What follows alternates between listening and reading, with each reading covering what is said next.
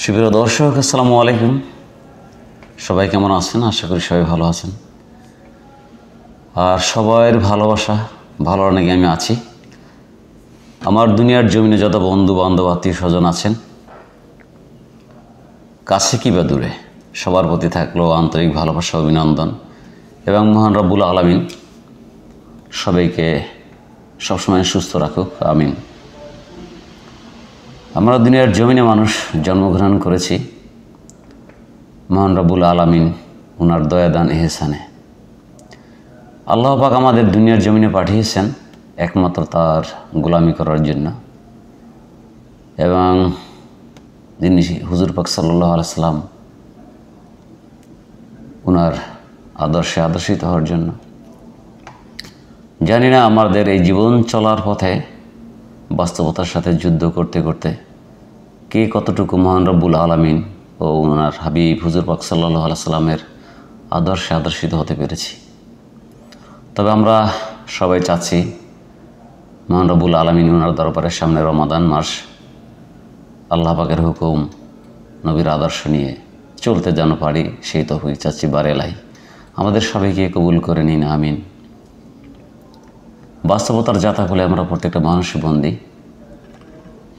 আমরা যেখানে যে কর্মই করি না কেন, বাস্তবতাকে মেনে নিতে হয়। আর বাস্তবতা হলো সো ক্রিটিক্যাল, মানে বাস্তবতা এত কঠিন যা বলার অপেক্ষা রাখে না। আমরা যখন ছাত্র থাকি, শিশু কৈশোর থেকে শুরু করে ওই জীবন থেকে এক এক রকম মজা।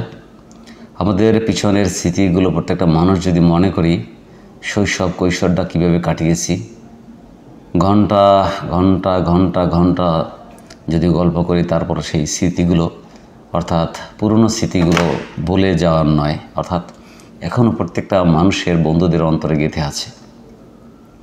কোনো বন্ধুরা বলতে পারবে না পিছনের স্মৃতিগুলো আজও বলতে পারবো, এমনকি মৃত্যু পর্যন্ত যে পিছনের স্মৃতিগুলো যদি মনে করে এখনও বলতে পারবে না। আসলে সেই স্মৃতিগুলো মধুময় ছিল, ভালো লাগার ছিল, মানে ভালোবাসার ছিল।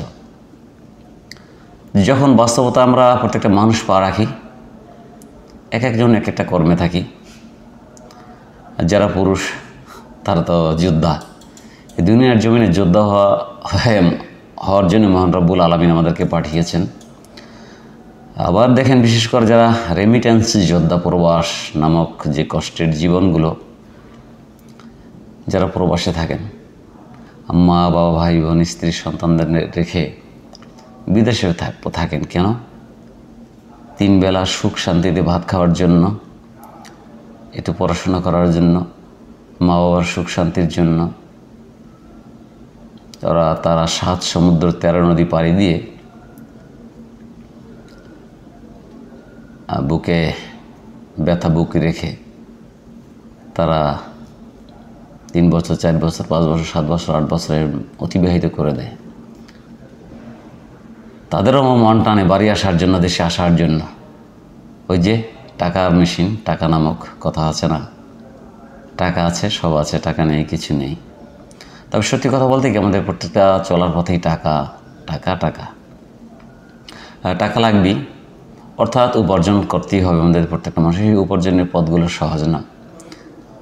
সেই সহজ পথগুলো, অর্থাৎ উপার্জনের পথ আমি জানি সহজ না, আমরা জানি সহজ না।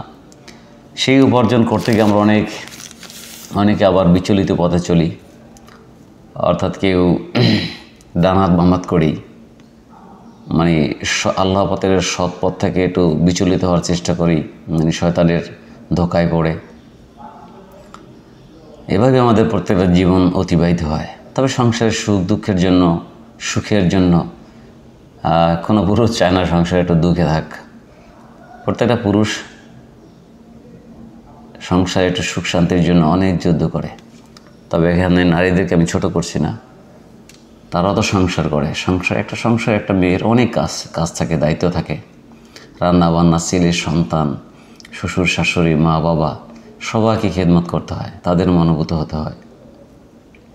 তারা কখনো ভাবে না এই যে মেয়েটা সারাদিন কষ্ট করে, সে খেয়েছে কিনা, তার কোনো কাজে কষ্ট হয় কিনা, এটা অনেক সময় ভাবে না।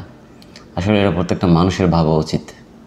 প্রত্যেকটা পরিবারের ভাবা উচিত, যাদের আমাদের স্ত্রী সন্তান যাদের আমাদের স্ত্রী যাদের আছে, আমাদের স্ত্রীর মহত্বটা বোঝা উচিত। আমরা মনে করি আমরা চাকরি করি আমাদেরই কষ্ট, ব্যবসা করি আমাদেরই কষ্ট, এটা করি আমাদেরই কষ্ট, বাসায় কোনো কষ্ট নেই। আসলে আছে কষ্ট। বাসার কাজ একদিন করে দেখবেন, তাহলে বুঝতে পারবেন একজন স্ত্রী, একজন পরিবারের ঘরের মেয়ে কতটা কষ্ট করে এবং সবার মন জুগিয়ে চলতে হয়। এটার নাম বাস্তবতা। তো বাস্তবতার এই জগতে আমরা অনেক বন্ধুদের সাথে দেখা হয়, চলা হয়, কথা হয়, আড্ডায় মাতি, অনেক কিছুই জীবনের গল্পে অনেক গল্প করি। একসময় কিন্তু আমাদের চলে যেতে হবে, ক্ষণিকের এই দুনিয়ায় আসছি আমরা। কিন্তু আপনাদের সামনে আমি যে ভিডিওটা উপস্থাপন করছি বা আপলোড দিব বা শুনবেন, কথাগুলো যদি ভালো লাগে, পরদিন হয়তো নাও শুনতে পারেন যে আমি নেই দুনিয়ার জমিনে। তবে ভিডিওর মাধ্যমে মেসেজটা সারা বিশ্বের বন্ধুদের কাছে, উপরওয়ালার কাছে, আমি যদি কখনো কোনো অজান্তে কাউকে দুঃখ কষ্ট দিয়ে থাকি, ক্ষমা চাচ্ছি। দয়া করে সবাই মাফ করে দিবেন, কারণ মৃত্যু নিশ্চিত। জন্ম এবং মৃত্যু মহান রব্বুল আলামিন আর দরবারে। হায়াত মওয়াত, রিজিক, ধন দৌলত যেটাকে বলা হয় উনার হাতে, মহান রব্বুল আলামিন উনার দরবারে। তো আল্লাহ পাকের কাছে ক্ষমা চাচ্ছি, আপনাদের কাছে ক্ষমা চাচ্ছি যদি জীবনে কোনো পাপ অপরাধ করে থাকি এবং কথার মাধ্যমে যদি কোনো বন্ধুরা কষ্ট পেয়ে থাকেন, সবাই আমাকে ক্ষমা করে দিবেন। তাই এই কন্টেন্ট জগতে অনেক ভিডিও দিয়েছি, অনেক কথাই বলেছি, বন্ধুদের সাথে একটু মনোমালিন্য হয়েছে। আমি চাই নাই মনোমালিন্য থাকুক ভালোবাসা।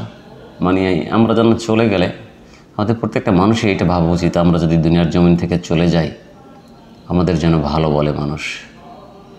একটা মানুষ দুনিয়ার জমিন থেকে চলে যাওয়া, তার জন্য প্রশংসা করাটাই দোয়া, আর যদি বলে খারাপ সেটাই হলো বদদোয়া।